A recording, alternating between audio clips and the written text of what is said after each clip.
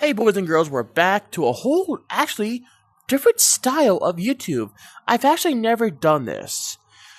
I thought this would be pretty cool to give a little history lesson here. So, I've loved this right here. Since I have come through a lot of pilot family, my whole grandfather, building planes, stuff like that, flying them when I was young, I thought, hey, this would be a pretty cool experience. So, let's jump through a flight of history from aviations and actually experience the whole everything from the first dogfight, from the first World War II, everything from, I don't know why I say first World War II, I call myself from the first S-22 Raptor jet in the world's flyby for the world's largest plane. So I think, hey, let's give this a try. If you guys like this, then let's make this a tradition. Every Mondays is stuff like this. I think I might do this. Mondays will be like this. Fridays will be like sinking survivals. And Saturdays will be Exploration Wilderness Day. So where we will go in the woods to explore. So I think let's just jump right into it and see how this goes. Welcome to Smith Air Force Base. I'm Colonel Thompson. Okay. Thanks for coming out today. I think this is a great opportunity to give you a journey through time by sharing with you the history of aviation, starting with the beginning. Let's kick things off now with the plane that started it all, the Wright Flyer. Here it comes, just over your right shoulder. This bird flew for the first time on December 17th, 1903, flying a total distance that would barely have made it from one end of the cargo hold to the other inside of today's largest plane, the Antonov 225. Progress in aviation was so rapid, Louis Blériot successfully crossed the English Channel only 6 years later. Here's his plane coming from the left, the Blériot 11.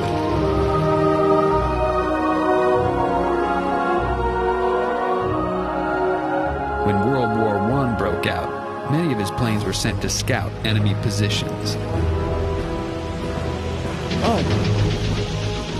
The Fokker Eindecker was the world's first purpose-built fighter aircraft. Oh, I flew one of those! DC-3! After the war, aircraft were quickly adopted for civilian use by airlines and mail services.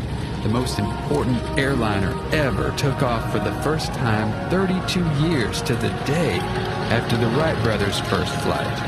The DC-3 was such a masterpiece of aviation engineering that it still flies for many airlines today, 80 years after its maiden flight.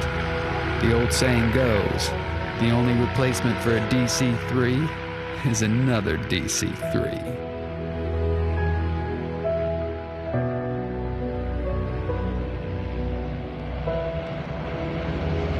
Aircraft had proved themselves devastating weapons in the First World War, but surprisingly, they did not play a decisive role in the outcome.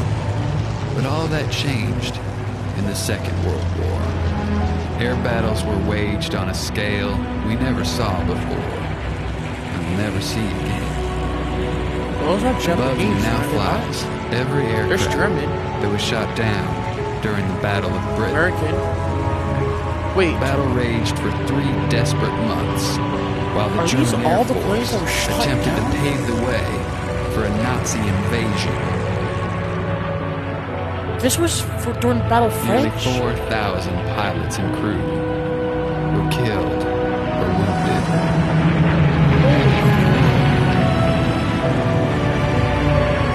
Those are American right there. 4,000 planes were shot down and were killed during the Battle of French.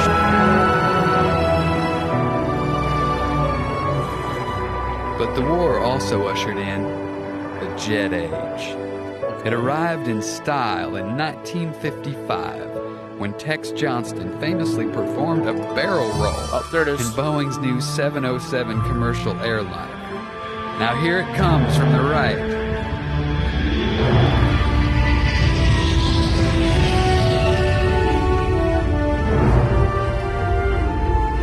But to many, the height of the jet age was the introduction of the Concorde in 1976. For For 27 years, the Concorde ferried passengers across the Atlantic in a short 3.5 hours. So fast that for those lucky few, the sun rose in the west. But to really understand how fast that is, you need to see it for yourself. So here it comes on your right, a high-speed pass at 1,300 miles per hour. Holy shit. Now, the plane that I have the pleasure of flying is the F-22 Raptor. Here it comes, circling from the left. Those are actually those are like $5.8 billion planes right there. This plane's maneuverability is unmatched and unbelievable.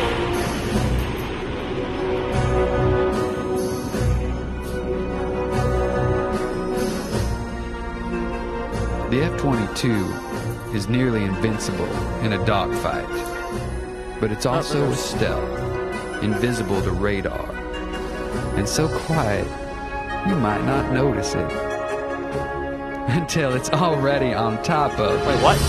Oh! Yo, what's up, man? Damn.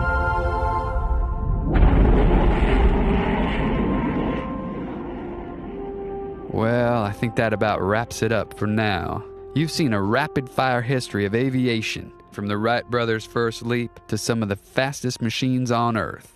Come back and see us again. Oh, one more thing. Remember how I mentioned the Wright brothers' first powered flight would barely have made it from one end of the cargo hold to the other inside the Antonov 225? Wait, is that 225? Well, take a look behind him. Funny thing, I actually have this plane I play in VR chat.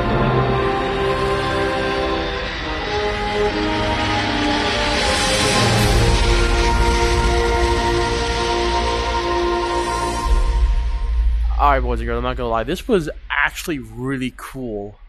Just going through the history of these planes, it's just like, it's amazing how one person can build something, and it's amazing how one technology over time can evolve.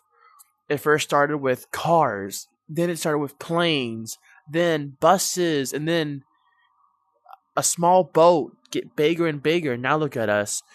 It's funny how ships got bigger as a competition between the Titanic, and now look at us. And the funny thing is, it's still going on today. Biggest ships, fastest planes. It's amazing.